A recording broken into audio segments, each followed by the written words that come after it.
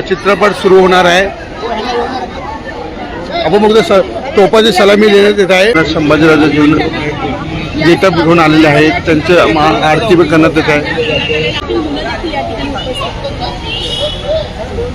छत्रपती संभाजी महाराज जे धर्मरक्षक होते त्याचा इतिहास हे आपल्या प्रत्येक घरात पोचावा आणि लहान मुलं जी आहेत जे आपली अनाथ आश्रमची मुलं आहेत त्यांना सर्व संघटना म्हणून आणि सर्व समाज म्हणून एकत्र होऊन त्यांना जिथं आज शोचं आयोजन केलेलं आहे आणि त्यांचा इतिहास कळावा, त्यांच्या त्यावेळेची जे वेदना आणि जे दुःख होतं ते सर्वांना कळावं या माध्यमातून आज समाजाच्या माध्यमातून आणि आमची संघटनेची काही कार्यकर्ते आहेत त्यांच्या माध्यमातून आज हा शो इथं ठेवण्यात आलेला आहे आणि म्हणून आम्ही तिथे सर्व एकत्र होऊन जमलेलो आहोत।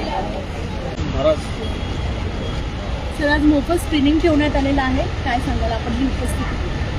ते माझं महाराष्ट्रातल्या तमाम प्रेक्षकांना आपल्या सगळ्यांच्या वतीनं आवाहन आहे की स्वराज्य रक्षक धर्मवीर छत्रपती संभाजी महाराजांच्या वरचा हा सिनेमा आपण कुटुंबियांसह जाऊन पाहावा ही आपली नैतिक जबाबदारी।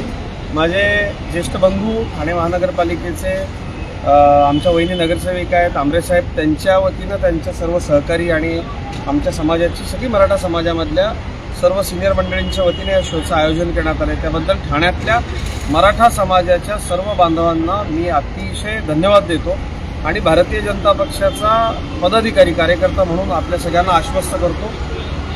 नवीन सरकार खरं तर राज्यामध्ये अस्तित्वात येण्याची प्रक्रिया सुरू आहे, अन्यथा आत्ता या क्षणाला लगेचच राज्याच्या मुख्यमंत्र्यांकडे आणि सांस्कृतिक मंत्र्यांकडे भारतीय जनता पक्षाच्या वतीनं आम्ही मागणी केली असती की हा सिनेमा टॅक्स फ्री करावा, कारण ज्यांच्यामुळं हा महाराष्ट्र आहे त्या छत्रपती धर्मवीर स्वराज्यरक्षक संभाजी महाराजांच्या जीवनावरचा हा सिनेमा आहे। पण काही तांत्रिक अडचणी राज्यामध्ये आता सरकारच्या स्थित्यंतराची सगळी आता तयारी सुरू आहे किंवा सरकारचं स्थित्यंतर होत आहे। कदम महाराज